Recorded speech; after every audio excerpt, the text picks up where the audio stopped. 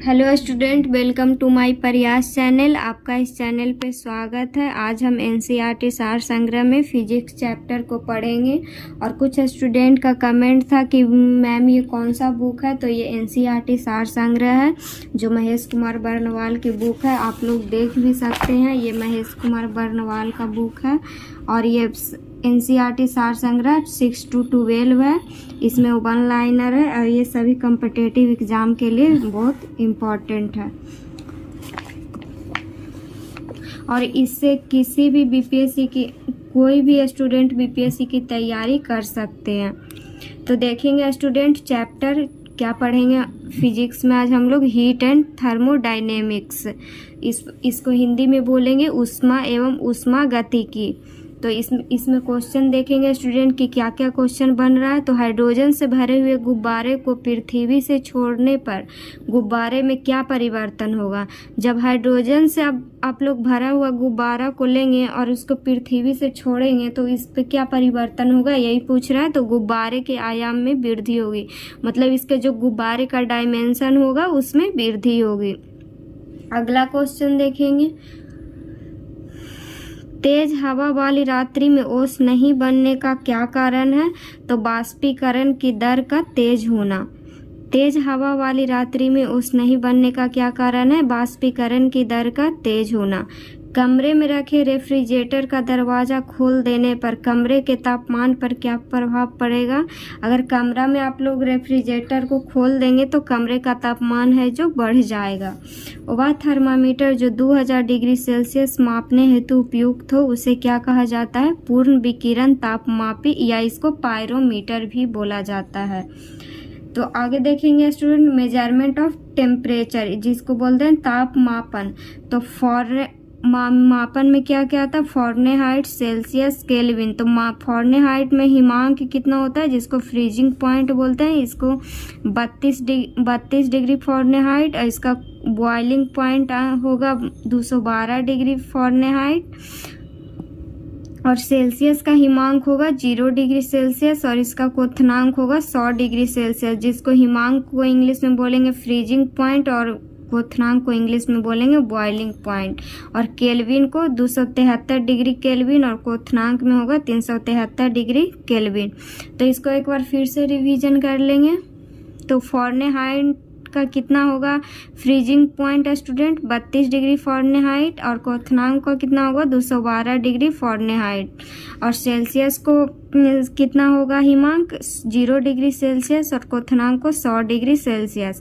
और केल्विन का कितना होगा 273 डिग्री केल्विन और क्वथनांक 373 डिग्री केल्विन। अब आगे देखेंगे स्टूडेंट, परम शून्य ताप से क्या तात्पर्य है, सैद्धांतिक रूप से न्यूनतम संभव तापमान।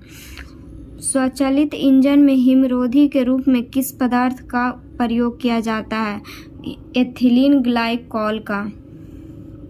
जब बर्फ पिघलती है तब उसके आयतन पर क्या प्रभाव पड़ता है, आयतन घटता है। अब देखेंगे थर्मोस्टेट यंत्र। थर्मोस्टेट यंत्र का संबंध तापक्रम से है, जिसका उपयोग किसी निकाय का दाब स्वनियंत्रित करना है। थर्मोस्टेट क्या है स्टूडेंट, तो थर्मोस्टेट यंत्र का संबंध तापक्रम से है, टेम्परेचर से है, जिसका उपयोग किसी निकाय का दाब स्वनियंत्रित करना है। रेफ्रिजरेटर में थर्मोस्टेट का प्रमुख कार्य क्या होता है, तो रेफ्रिजरेटर में थर्मोस्टेट का प्रमुख कार्य होता है एक समान ताप को बनाए रखना। रेफ्रिजरेटर में खाद्य पदार्थों को ताज़ा रखने हेतु कितना तापमान आवश्यक है, तो 4 डिग्री सेल्सियस। स्वस्थ मनुष्य के शरीर का समान तापमान कितना होता है, 37 डिग्री सेल्सियस। सेल्सियस में 37 डिग्री और केल्विन में 310 डिग्री स्वस्थ मनुष्य के शरीर का समान तापमान होता है। उबलते जल की तुलना में भाप से हाथ अधिक जलता है, इसका क्या कारण है, तो भाप में गुप्त ऊष्मा अधिक होती है इसीलिए। तो अब एक बार इसको रिवाइज कर लेंगे स्टूडेंट। हाइड्रोजन से भरे हुए गुब्बारे को पृथ्वी से छोड़ने पर गुब्बारे में क्या परिवर्तन होगा, गुब्बारे के आयाम में वृद्धि होगी। तेज हवा वाली रात्रि में ओस नहीं बनने का क्या कारण है, बाष्पीकरण की दर का तेज होना। कमरे में रखे रेफ्रिजरेटर का दरवाज़ा खोल देने पर कमरे के तापमान पर क्या प्रभाव पड़ेगा? कमरे का तापमान बढ़ जाएगा। वह थर्मामीटर जो 2000 डिग्री सेल्सियस मापने हेतु उपयुक्त हो, जो मतलब 2000 वैसा थर्मामीटर जिससे मतलब 2000 डिग्री सेल्सियस मापा जा सकता है, उसे क्या कहा जाता है? पूर्ण विकिरण तापमापी, या इसको बोलते हैं पायरोमीटर। अब देखेंगे मेजरमेंट ऑफ टेम्परेचर। तो फ़ारेनहाइट का हिमांक या फ्रीजिंग पॉइंट होगा 32 डिग्री फ़ारेनहाइट और क्वथनांक होगा 212 डिग्री फ़ारेनहाइट। और सेल्सियस का कितना होगा हिमांक? तो 0 डिग्री सेल्सियस और इसका क्वथनांक होगा 100 डिग्री सेल्सियस में। अगर केल्विन में हिमांक होगा तो 273 डिग्री केल्विन और क्वथनांक होगा 373 डिग्री केल्विन। अब आगे देखेंगे स्टूडेंट, परम शून्य ताप से क्या तात्पर्य है? तो सैद्धांतिक रूप से न्यूनतम संभव तापमान। स्वचालित इंजनों में हिमरोधी के रूप में किस पदार्थ का प्रयोग किया जाता है? तो एथिलीन ग्लाइकॉल का प्रयोग किया जाता है। जब बर्फ पिघलती है तब उसके आयतन पर क्या प्रभाव पड़ता है? जब बर्फ पिघलती है तो उसका आयतन घट जाता है, आयतन घटता है। थर्मोस्टेट यंत्र क्या है? तो थर्मोस्टेट यंत्र का संबंध तापमान से है, जिसका उपयोग किसी निकाय का दाब स्वयं नियंत्रित करना है।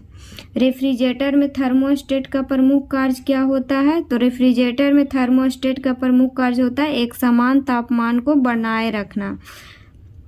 रेफ्रिजरेटर में खाद्य पदार्थों को ताज़ा रखने हेतु कितना तापमान आवश्यक है? तो 4 डिग्री सेल्सियस आवश्यक है। स्वस्थ मनुष्य के शरीर का सामान्य तापमान कितना होता है? 37 डिग्री सेल्सियस और या 310 केल्विन में। उबलते जल की तुलना में भाप से हाथ अधिक जलता है, इसका क्या कारण है? तो भाप में गुप्त ऊष्मा अधिक होती है, इसीलिए उबलते जल की तुलना में भाप से हाथ अधिक जलता है। अब आगे देखेंगे स्टूडेंट, शुष्क बैटरी में अमोनियम क्लोराइड और जिंक क्लोराइड विद्युत अपघट्यों का प्रयोग होता है। अब देखे होंगे ड्राई बैटरी, उसमें होता है अमोनियम क्लोराइड और जिंक क्लोराइड, विद्युत अपघट्यों का प्रयोग होता है ड्राई बैटरी में। अमोनियम क्लोराइड का सूत्र होता है NH4Cl और जिंक क्लोराइड का होता है ZnCl। एक बार फिर से रिपीट कर देते हैं स्टूडेंट, अमोनियम क्लोराइड का सूत्र होता है NH4Cl और जिंक क्लोराइड का होता है ZnCl। अब आगे देखेंगे स्टूडेंट, पानी में साधारण नमक मिलाने पर पानी का क्वथनांक बिंदु बढ़ जाएगा तथा हिमांक बिंदु घट जाएगा। अब देखेंगे अगर आप नॉर्मल वाटर लेते हैं उसमें साधारण नमक मिलाने पर पानी का जो बॉइलिंग पॉइंट होगा वो बढ़ जाएगा तथा फ्रीजिंग पॉइंट होगा जो घट जाएगा। आगे देखेंगे सेंटीग्रेड एवं फ़ारेनहाइट तापक्रम कितने डिग्री पर एक समान रहती है? इसमें सेंटीग्रेड एवं फ़ारेनहाइट तापक्रम कितने डिग्री पर एक समान रहते हैं? तो 40 डिग्री सेल्सियस पर। शीशे की छड़ जब भाप में रखी जाती है, जिसको वेपर बोलते हैं इंग्लिश में, शीशे की छड़ जब भाप में रखी जाती है तो इसकी लंबाई पर क्या प्रभाव पड़ता है? लंबाई बढ़ जाती है। सर्दियों में लोहे के टुकड़े और लकड़ी के टुकड़े को छूने पर लोहे का टुकड़ा ठंडा क्यों लगता है? लकड़ी की तुलना में लोहा ऊष्मा का अधिक सुचालक है। यदि वायु का तापमान बढ़ता है तो उसकी जलवाष्प ग्रहण करने की क्षमता पर क्या प्रभाव पड़ता है? या अगर वायु का तापमान बढ़ेगा तो उसका जलवाष्प ग्रहण करने की क्षमता बढ़ेगा। पदार्थ की ऊष्माधारिता, जिसको बोलते हैं थर्मल कैपेसिटी, किस पर निर्भर करती है? तो पदार्थ की विशिष्ट ऊष्मा पर। पदार्थ की ऊष्मा जो धारिता है, जिसको बोलते हैं थर्मल कैपेसिटी, किस पर निर्भर करती है? पदार्थ की विशिष्ट ऊष्मा पर। साफ मेघ रहित रातों की तुलना में मेघाच्छादित रातें अपेक्षाकृत अधिक गर्म होती है, क्योंकि बादल पृथ्वी तथा हवा से ऊष्मा के विकिरण को रोकते हैं, इसीलिए। तो इसका कहने का मतलब है स्टूडेंट कि साफ मेघ रहित रातों की तुलना में अगर कोई रात साफ है, अब उस दिन आसमान साफ है और किसी दिन मेघाच्छादित रातें, मतलब कि जिस दिन बारिश वाला जो रात होगा वो अधिक गर्म होता है साफ रात की, हम अथी से, इसीलिए बादल पृथ्वी अथवा हवा से ऊष्मा के विकिरण को रोकते हैं। जब जल को 0 डिग्री सेल्सियस से 10 डिग्री सेल्सियस तक गर्म किया जाता है तब इसका आयतन पर क्या प्रभाव पड़ेगा। जब जल को 0 डिग्री सेल्सियस से 10 डिग्री सेल्सियस तक गर्म किया जाता है तो जल का जो होता है, जल कितने डिग्री सेल्सियस तक बढ़ता है, तो 4 डिग्री सेल्सियस। तो पहले घटेगा फिर बढ़ेगा। तो दाब बढ़ने पर जल के क्वथनांक पर क्या प्रभाव पड़ेगा, जल का क्वथनांक बढ़ेगा। गर्मी के दिनों में किस प्रकार के छाते का प्रयोग किया जाता है, ऊपर सफ़ेद नीचे काला। गर्मी के दिन में छाता, ऊपर सफ़ेद नीचे काला। रेल की 2 पटरियां जोड़ते समय मध्य में थोड़ी जगह क्यों छोड़ी जाती है, पटरियों को ऊष्मीय प्रसार के लिए स्थान रखने के लिए। प्रेशर कुकर के अंदर का उच्चतम तापमान निर्भर करता है ऊपर के छेद के क्षेत्रफल एवं उस पर रखे गए वजन पर। जो प्रेशर कुकर है स्टूडेंट, प्रेशर कुकर के अंदर का उच्चतम तापमान किस पर निर्भर करता है, तो ऊपर के छेद के क्षेत्रफल एवं उस पर रखे गए वजन पर। कमरे में लगा हुआ वातानुकूलक एयर कंडीशनर किसे नियंत्रित करता है, तो आर्द्रता एवं तापक्रम पर।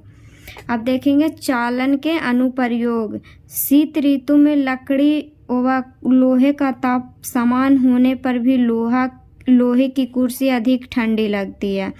चीनी मिट्टी की प्याले में चाय पीना धातु के प्याले में चाय पीने से अधिक आसान होता है। ये चालन का प्रयोग है।